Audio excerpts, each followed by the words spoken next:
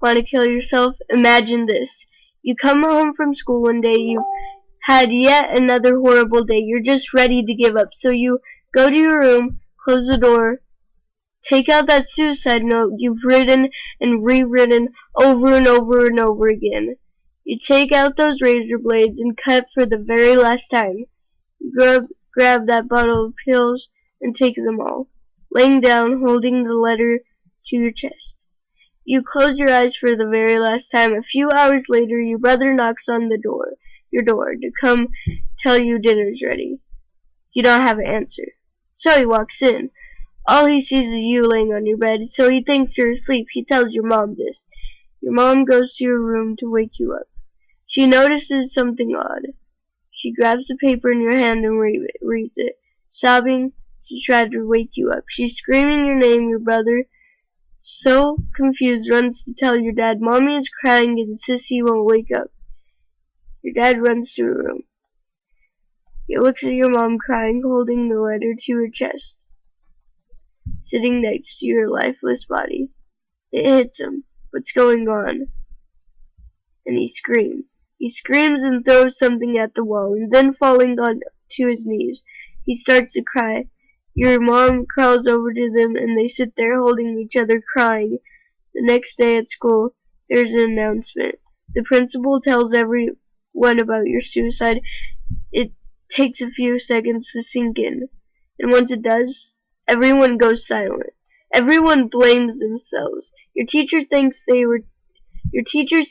were too hard on you. Those mean popular girls, they all think of the things they've said to you.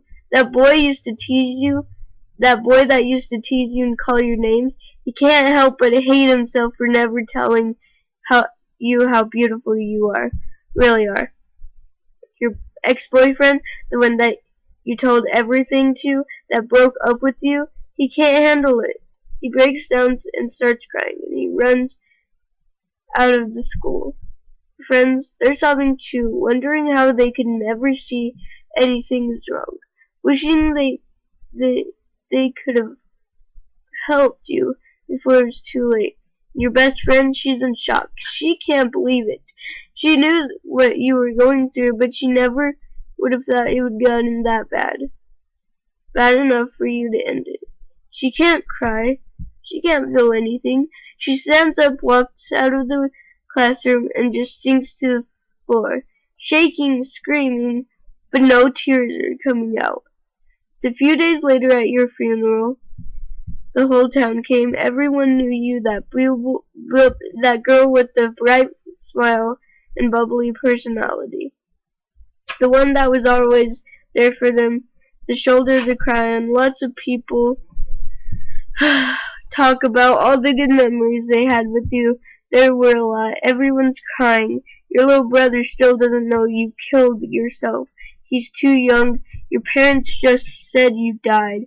It hurts him a lot. You were his big sister. You were supposed to always be there for him. Your best friend, she stays strong through the whole entire service, but as soon as they start lowering your casket into the ground, she just loses it. She cries and cries and doesn't stop for days. 2 years later, your teachers all quit their jobs. Those mean girls have eating disorders now. That boy that used to tease you cuts himself. Your boyfriend doesn't know how to love anymore, and he just sleeps around with girls. Your friends all go into the depression. Your best friend, she tried to kill herself. She didn't succeed like you did, but she tried. Your brother, he finally found out the truth about your death. He self-harm. He cries every night. He does exactly what you did for years leading up to suicide. Your parents, their marriage fell apart. Your dad became an workaholic to distract himself from your death. Your mom is diagnosed with depression and just lays in bed all day. People care. You might not think so, but they do. Your choices don't just affect you. They affect everyone. Don't end your life. You have so much to live for. Things can't get better if you give up. I'm here for absolutely anyone that needs to talk, no matter who you are, even if we never talked before. I'm here for you.